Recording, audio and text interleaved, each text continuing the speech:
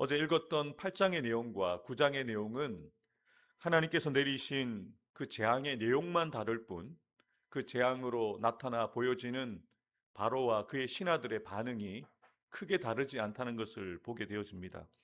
오늘 읽고 묵상할 출애굽기 9장에는 다섯 번째 재앙 돌림병, 여섯 번째 악성 종기, 일곱 번째 우박 재앙이 기록되어져 있습니다. 바로 왕은 앞선 네 가지의 재앙들을 경험하고도 여전히 마음을 완강하게 완악하게 하여서 하나님의 말씀을 두려워하지 않고 하나님의 말씀을 마음에 두지 않고 그 말씀에 순종하지 않습니다. 하나님께서 이스라엘 백성들을 출애굽시키시는 목적은 아주 분명하게 모세가 전달했죠. 내 백성을 보내라. 그들이 나를 섬길 것이다. 하나님께서는 단지 고통 가운데 있는 이스라엘 백성들을 고통 가운데에서 건져 주시는 것을 목적으로 두고 계시는 것이 아닙니다. 죄와 허물로 죽었던 우리들을 구원해 주신 것이 단지 죄와 허물로부터 구원하시는 것이 목적이 아니라는 것이죠. 하나님께서는 우리를 은혜로 구원해 주셔서 하나님의 백성으로 살게 하실 뿐만 아니라 하나님을 영화롭게 하는, 하나님을 섬기는 예배자로 우리를 부르셨다는 거죠. 하나님께서는 계속 반복해서 모세를 통해서 내 백성을 보내라.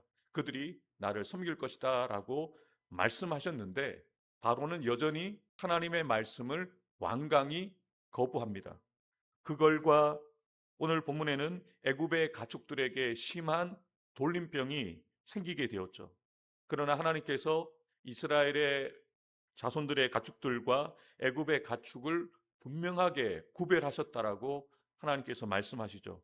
애굽의 가축들은 죽었지만 이스라엘 자손의 가축들은 하나도 죽지 않게 하셨습니다. 그래서 하나님의 백성들을 구별하고 계시다는 것을 분명하게 바로와 애굽 사람들에게 나타내 보인 것이죠.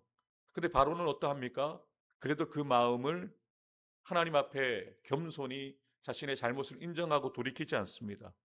다시 한번 하나님께서는 모세와 아론에게 화덕의 죄를 하늘 위로 날려서 그 죄가 짐승에게, 더 나아가서 사람에게 악성종기가 생기게 되어지는 재앙이 일어나게 되어진 거죠. 애굽의 요술사들로부터 애굽의 모든 사람들에게 이 악성종기로 인하여 괴로움을 당하게 하시는 것이죠. 그런데도 여전히 바로는 하나님의 말씀을 듣지 않습니다. 사랑하는 성도 여러분, 사람의 완악함은 하나님의 말씀을 듣지 못해서 생기는 것이 아닙니다. 하나님의 말씀을 몰라서만 생기는 것이 아닙니다. 하나님의 말씀이 우리에게 들려지는데 그 말씀을 마음에 두지 않을 때 그 마음이 완악해진다는 것을 바로를 통해서 알 수가 있습니다. 바로는 특별히 하나님께서 보내신 메신저인 모세를 통해서 하나님이 주시는 메시지를 직접 들었지만 바로는 그 말씀을 마음에 두지 않죠. 그래서 여전히 그 마음이 완악해져 있다는 겁니다. 말씀을 많이 들었다고 해서 자동으로 믿음이 생겨나는 것이 아닙니다. 말씀을 듣는다고 해서 하나님을 알아가는 것이 아닙니다. 말씀이 들려질 때 그 말씀을 순종하지 않으면 우리의 마음이 더 굳어질 수 있다는 거죠. 더 완악해질 수가 있다는 것이죠. 찬송도 여러분, 우리가 하나님을 두려워한다면 하나님을 두려워하는 사람에게 나타나는 반응은 하나님의 말씀에 대해서 어떻게 반응하는지를 보면 알 수가 있다는 거죠. 저는 하나님을 두려워하지 않습니다. 그러나 모세와 아론은 하나님을 두려워했죠. 그래서 하나님의 말씀을 하나님의 말씀으로 알고 믿고 그 말씀을 듣지 않는 바로에게 그대로 흘려보내지 않습니까? 하나님의 말씀대로 행하고 있지 않습니까? 그런데 하나님을 두려워하지 않았던 바로는 말씀을 듣기는 하는데 말씀을 가볍게 여깁니다. 말씀을 중요하게 생각하지 않습니다. 말씀의 우선순위를 두지 않습니다.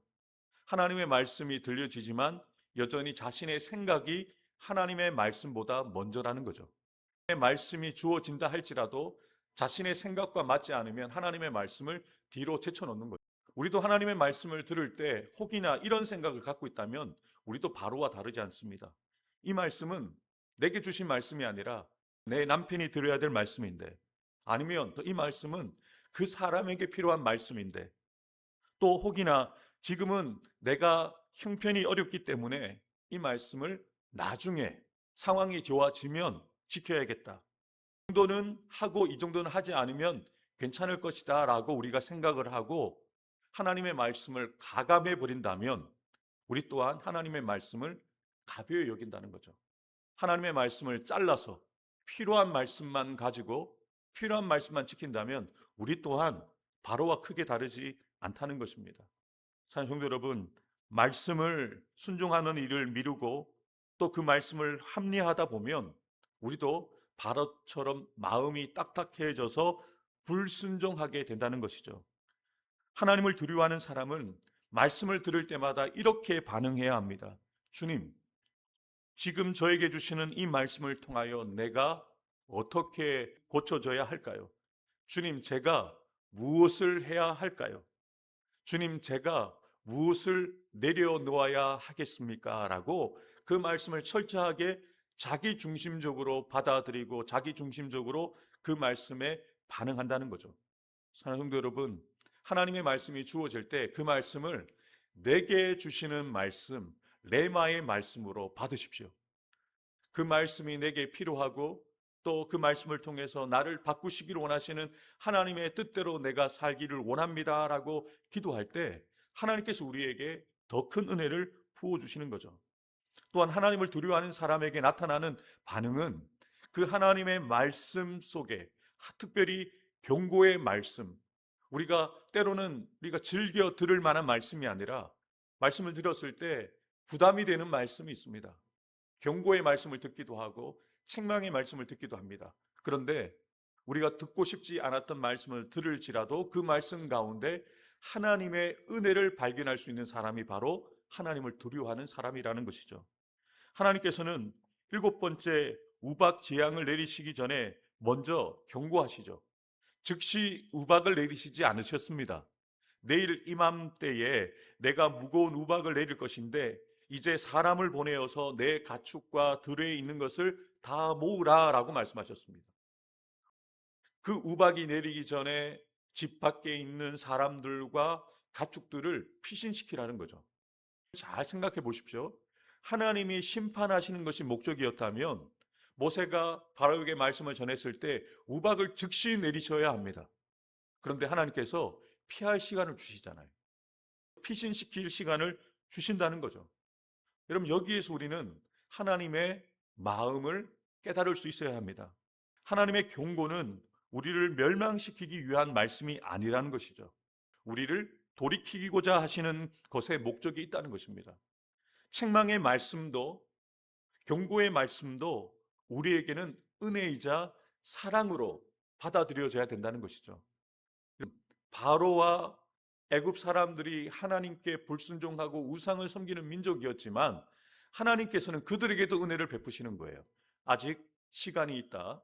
너의 가축과 너의 사람들을 집 안으로 들이면 죽지 않을 것이다.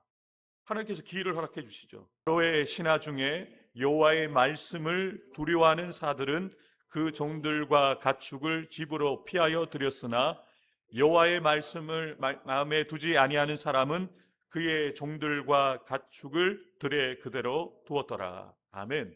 하나님의 이 경고의 말씀을 들었던 사람들이 두 부류로 나뉘어지죠. 특별히 바로와 함께했던 신하들 가운데 하나님의 말씀을 두려워했던 사람들은 지금까지 되어진 일들을 통해서 경험했잖아요. 하나님이 어떤 분인지를 경험하게 되었습니다. 그들이 하나님을 믿었는지는 알 수가 없습니다만 분명한 사실은 하나님이 어떠한 분이라는 것은 적어도 경험을 통해서 알게 되었거든요. 그래서 모세를 통해서 주어지는 경고의 말씀을 듣고 여호와의 말씀이 두려워서 말씀대로 되어질 것이 두려워서 자신의 종들과 가축을 집으로 피신을 시켰다는 거죠. 하나님을 두려워하는 사람에게는 결국 삶을 통해서 말씀에 대한 순종이 나타난다는 겁니다. 하나님의 말씀을 듣는 것으로 그치지 않고 하나님을 두려워하는 사람, 특별히 하나님을 사랑하고 경외하는 사람은 그 말씀을 마음에 두고 그 말씀대로 행한다는 것이죠. 21절을 보면 하나님을 경외하지 않는 사람, 두려워하지 않는 사람들에 대해서 이렇게 표현합니다. 여호와의 말씀을 마음에 두지 않았다. 하나님을 두려워한다는 것은 하나님의 말씀을 우리의 마음에 두는 겁니다. 그리고 그 말씀을 마음에 두는 것으로 그치지 않고 그 말씀대로 행동으로 그 말씀을 순종하는 것이죠. 이것이 바로 하나님을 경외하는 사람에게 나타나는 모습이라는 거죠. 대부분의 신하들은 과연 우리에게 그런 일들이 일어날 것인가라는 그런 막연한 기대를 가지고 하나님의 말씀에 순종하지 않았습니다. 그런데 하나님의 말씀대로 그 다음날 우박이 내렸고 들에 남겨두었던 그들의 사람들과 그들의 가족들이 죽게 되었다는 것이죠. 성도 여러분, 저와 여러분들이 하나님을 두려워하기에, 하나님을 경외하기에 오늘도 새벽을 깨워 하나님의 말씀을 듣기 위해 이 전에 나와 계십니다. 하나님을 두려워하신다면, 하나님을 사랑하고 경외하는 자로 오늘 살아가신다면 하나님께서 주시는 그 어떠한 말씀이라도 아멘으로 받아들이셔서 여러분의 이 마음의 심령판에 그 말씀을 두고 새겨두시기를 주님의 이름으로 축복합니다. 그리고 그 말씀을 기억하고 그 말씀 하나라도 지키기 위해서 오늘도 우리가 마음부림치고 몸부림치면서 하나님이 구별하신 하나님의 백성답게 살아가야 한다는 것을 오늘 본문을 통해서 분명하게 말씀해 주신다는 거죠. 사랑하는 성도 여러분, 하나님을 두려워한다는 것은 막연한 무서워하는 감정이 아닙니다. 하나님의 말씀을 하나님의 말씀으로 믿음으로 받아들이고 그 말씀에 내 삶의 기준을 두고 또 그 말씀의 수준에 나의 삶을 맞추어 가는 자가 바로 하나님을 두려워하는 사람이라는 것이죠. 말씀을 두려워하는 사람은 가축을 집으로 옮겨 두었습니다. 그러나 말씀을 마음에 두지 않았던 사람은 그 가축을 그대로 두어서 그 가축들이 죽게 되어지는 희생을 경험하게 되었던 것이죠. 사랑하는 성도 여러분, 하나님의 말씀에 대한 순종은 마음속에 있는 우리의 생각으로 끝나지 않습니다. 반드시 삶의 행동으로 나타날 수밖에 없다는 것이죠. 여러분께 하나님께서 용서하라는 말씀을 주신다면 그 말씀에 아멘으로 그 말씀을 여러분의 이 심령판에 새기셨다면 다른 이들에게 먼저 손을 내밀어야 합니다. 정직하라는 말씀이 여러분들에게 들려졌다면 손해를 보더라도 하나님의 백성답게 바르게 정직하게 사는 것이 순종이라는 것이죠.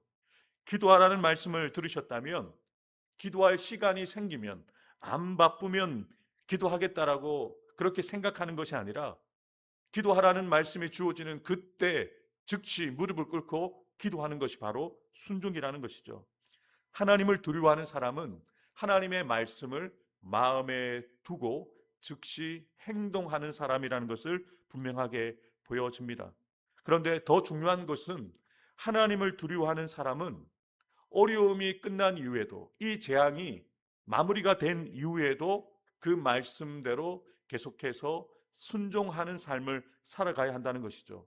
안타깝게도 오늘 말씀을 보면 우박의 재앙이 끝나고 그들이 바라고 원하는 대로 모세의 기도를 들으시고 다시 그들의 일상을 회복하게 하셨음에도 불구하고 그들이 어떻게 반응합니까? 여전히 하나님을 두려워하지 않았다는 것이죠. 이 광경을 보았던 바로가 잠시 내가 잘못했다라고 내가 범죄하였다라고 하나님은 의로우시고 나와 내 백성은 악하다고 라는 이 회개 고백을 드리는 것 같았습니다만 바로의 삶과 또 바로와 함께한 신하들의 모습은 어땠습니까? 재앙이 끝이 나고 어려움이 지나가고 나니까 여전히 마음을 완악하게 하여 하나님의 말씀에 순종하지 않고 있는 그들의 모습을 분명하게 보여주고 있다는 것이죠. 왕과 왕의 신하들이 여호와의 하나님을 아직도 두려워하지 않을 줄을 내가 압니다라고 모세의 말을 들었을 때 그들은 여전히 그 마음을 완악하게 하여 하나님의 말씀을 두지 않고 하나님을 두려워하지 않을 것을 분명하게 말씀하고 있다는 것이죠. 사랑하는 성도 여러분, 참된 회개와 또 거짓 회개에는 이런 차이가 있다는 거죠. 진정한 회개는 내가 잘못했다라고 하나님의 뜻대로 살지 못했다라고 고백한 이후에 하나님의 말씀을 두고 그 말씀대로 살아갈 때에야 진정한 회개가 이루어졌다고 할 수가 있죠. 어려울 때는 누구나 하나님을 찾을 수 있습니다. 하나님, 이번 한 번만 이 문제를 해결해 주시면 잘 믿겠습니다. 하나님 잘 섬기겠습니다. 내 육신의 이 질병만 낫게 해주시면 건강한 몸을 가지고 하나님을 섬기겠습니다라고 우리는 그렇게 하나님 앞에 기도할 때가 많습니다. 그러나 문제가 해결되어지고 질병이 나음을 입고 상황이 편안해진 뒤에는 다시 우리의 옛생활로 돌아갈 때가 얼마나 많았습니까? 참된 회개는 상황이 바뀌는 것이 아니라 우리의 삶의 방향이 바뀌어지는 것이죠. 고통이 끝난 뒤에도 하나님을 바라보는 것, 문제가 해결된 뒤에도 말씀에 순종하는 것, 응답을 받은 뒤에도 기도와 예배의 자리를 계속해서 지키는 것이 참된 하나님을 두려워하는 사람의 모습이라는 것이죠.